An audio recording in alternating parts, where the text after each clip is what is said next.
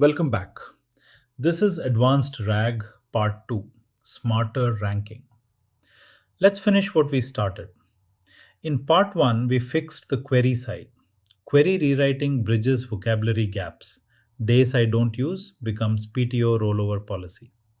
HyDE bridges the semantic gap between how questions and answers are written. But there's a third problem, one that neither technique touches. The right documents are retrieved, they're in the results, they're just not at the top. That's what we fix today. Here's what that looks like in practice. The query is about client dinner expense limits. All five chunks are about expenses. The embeddings are similar. But look at the order. The actual answer, maximum $150 per person, is rank 4. Embedding similarity and true relevance are not the same thing. The vector search is a rough filter. We need a precision pass. That precision pass is re-ranking.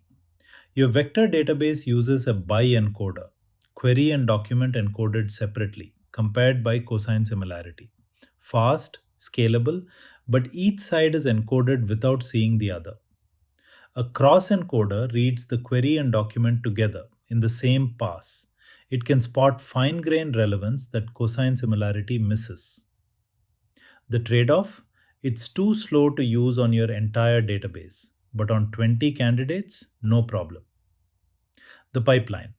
Bi-encoder retrieves 20 candidates from a million documents in milliseconds, casting a wide net. Then the cross-encoder rescores just those 20, reordering by true relevance. Top 3 go to the LLM.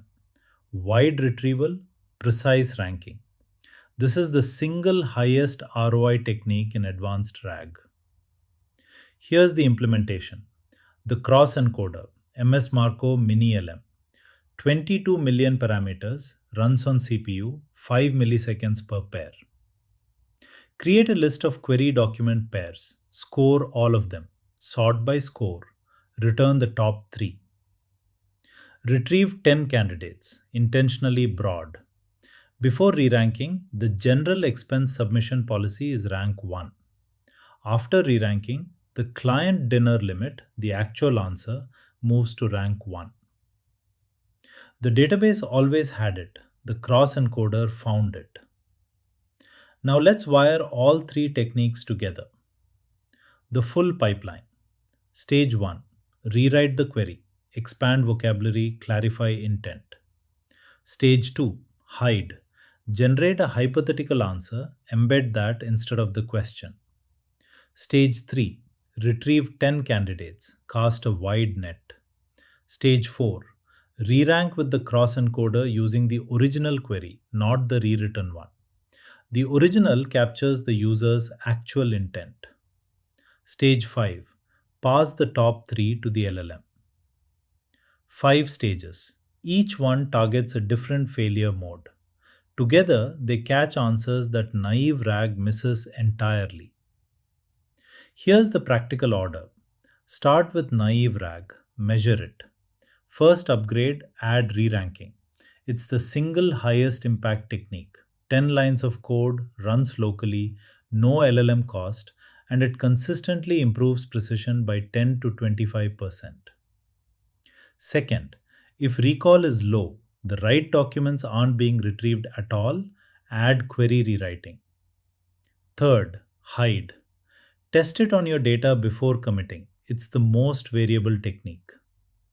And if a single search still isn't enough, that's next video.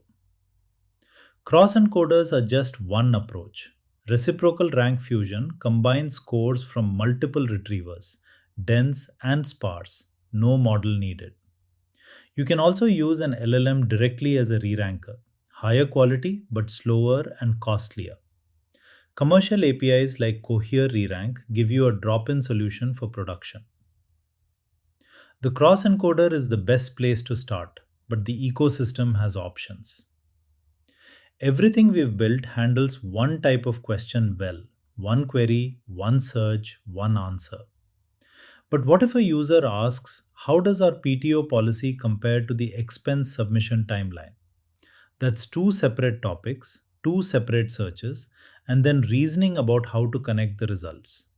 A single retrieval pass can't do that. Next video, we give the AI the ability to decide when to search, what to search for, and how many times. That's agentic RAG. Full code and notebook in the GitHub repo, link in the description. Subscribe for the agentic RAG video. That's where the system starts making its own decisions. See you in part 5.